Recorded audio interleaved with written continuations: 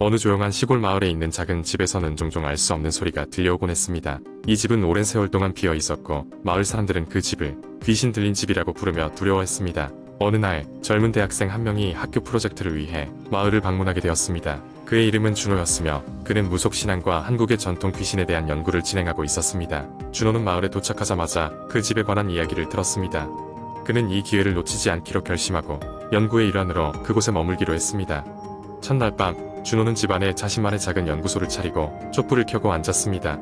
방 안은 어둡고 서늘했습니다. 그는 노트북을 켜고 조용히 녹음을 시작했습니다.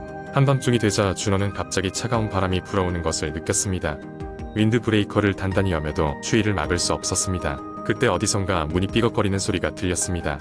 준호는 소리의 근원을 찾기 위해 조심스럽게 집안을 돌아다니기 시작했습니다. 소리는 2층에서 나는 것 같았습니다. 그가 2층에 올라가자 거실 한가운데가 희미한 달빛으로 어슴푸레하게 비치는 것을 보았습니다. 그리고 그곳에는 아무것도 없었습니다. 긴장이 풀리려는 순간 벽에 걸린 낡은 가족 사진이 살짝 움직이는 것을 목격했습니다. 그 사진 속 가족들은 모두 무표정한 얼굴로 어디선가 그를 똑바로 쳐다보고 있는 것처럼 느껴졌습니다. 준호는 그 사진이 무언가 비밀을 품고 있다고 직감했습니다. 사진을 떼어내자 그 뒤에는 오래된 문 하나가 숨겨져 있었습니다. 손잡이를 돌리자 문이 천천히 열렸고 그 안에서 먼지와 곰팡이 냄새가 코를 찔렀습니다. 그는 이 작은 비밀의 방이 이 집의 진정한 비밀을 품고 있을지도 모른다고 생각했습니다. 방 안에는 낡은 책상과 의자 그리고 먼지가 수북이 쌓인 일기장이 놓여 있었습니다. 호기심 많은 준호는 일기장을 열어보았습니다. 그것은 이 집에 살던 가족 중 막내딸이 쓴 것이었습니다. 일기장은 그녀의 불안한 심정을 담고 있었습니다. 그녀는 매일 밤 누군가 자신의 방을 서성거리는 발소리를 들었고 거울 속에서 자신이 아닌 다른 사람의 얼굴을 보았다는 내용이었습니다. 그녀는 그로 인해 점점 기이한 행동을 하게 되었고 결국 가족들은 그녀를 이 방에 가두었다고 했습니다. 일기장을 덮은 준호는 갑자기 등 뒤에서 한 줄기 시원한 바람을 느꼈습니다. 그는 본능적으로 몸을 돌렸고 그곳에서 누군가의 실루엣을 보았습니다. 그것은 바로 사진 속 막내딸의 모습이었습니다. 그녀는 자유를 갈망하는 듯한 눈빛으로 준호를 바라보고 있었습니다. 순간 그녀가 준호에게 손을 뻗었고 준호는 두려움에 떨면서도 손을 잡을 수밖에 없었습니다. 그렇게 손을 잡고 준호는 정신을 잃었습니다. 그리고 시간이 얼마나 흐른 뒤 깨어났을 때는 아침 햇살이 방 안을 비추고 있었습니다.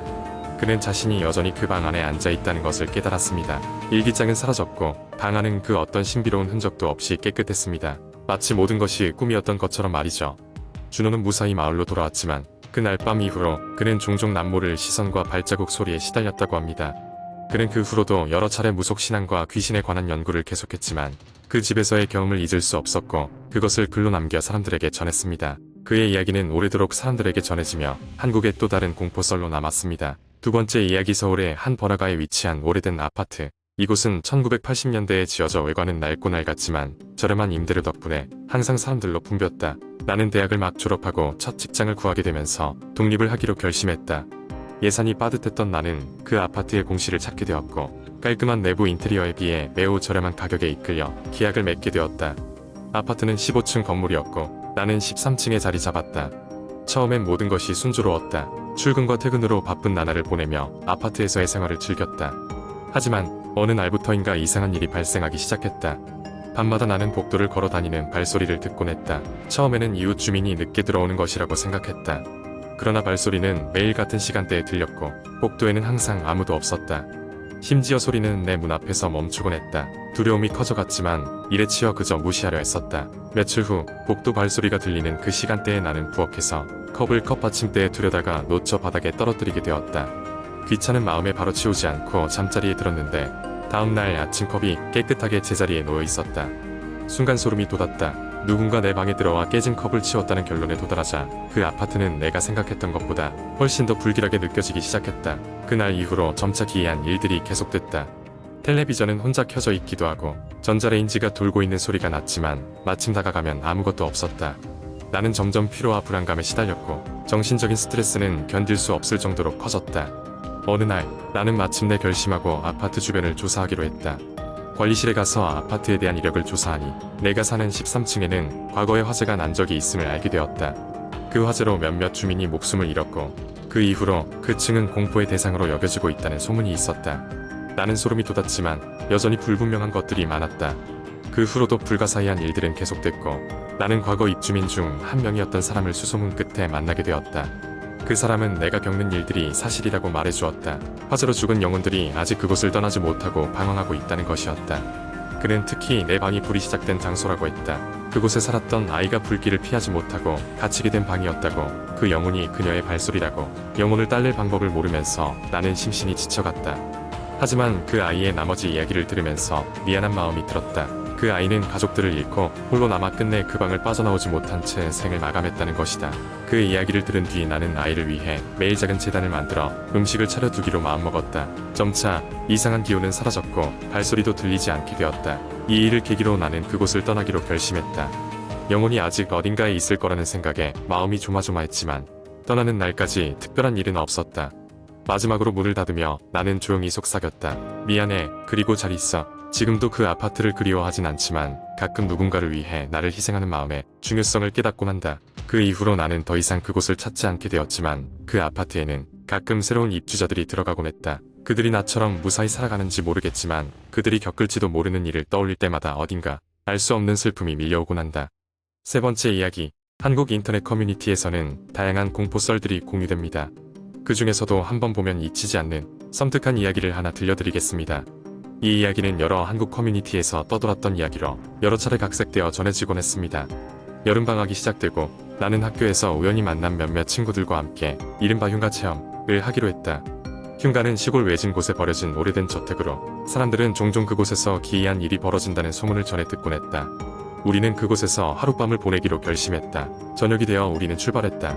낡은 자동차를 몰고 한참을 달려 도착한 그곳은 사람의 발길이 닿지 않는 듯 적막했다. 허름한 외관과 언제 지어졌는지 가늠할 수 없는 오래된 구조는 시작부터 우리를 긴장하게 했다. 집 안에 들어가니 거미줄이 얽힌 복도와 작은 나무 바닥이 신경을 곤두서게 했다. 처음엔 별일 없이 각자 휴대폰으로 사진도 찍고 웃으며 시간을 보냈다. 하지만 자정을 넘기면서부터 상황은 이상하게 변하기 시작했다. 갑자기 전기가 나가더니 깜깜한 어둠이 우리를 휘감았다. 우리는 가지고 있던 손전등을 꺼내어 더듬더듬 길을 찾기 시작했다. 그때였다. 복도 끝에서 바람소리와 함께 흐느끼는 소리가 들려왔다. 우리는 서로 눈빛을 주고받으며 조용히 그곳으로 향했다.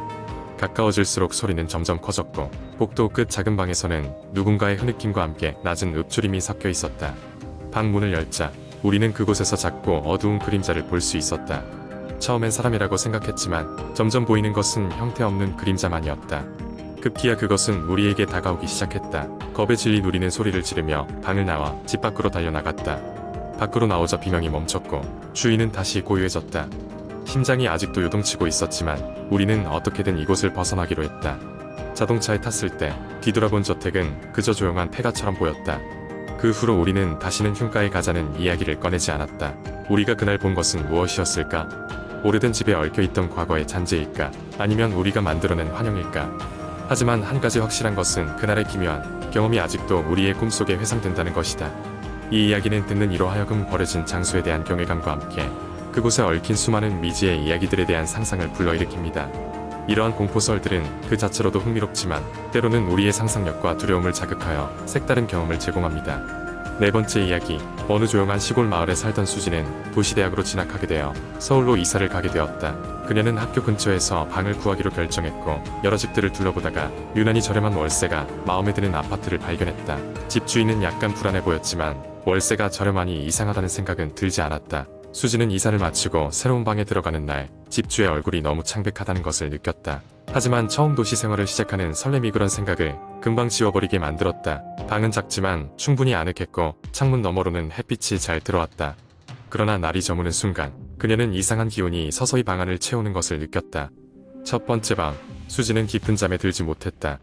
한적한 시골 생활에 익숙했던 그녀에게 도시의 소음이 너무 시끄럽게 느껴졌기 때문이다. 그런데 그 소음 중간중간에 이상한 소리가 들려왔다. 나와 함께 있어줘.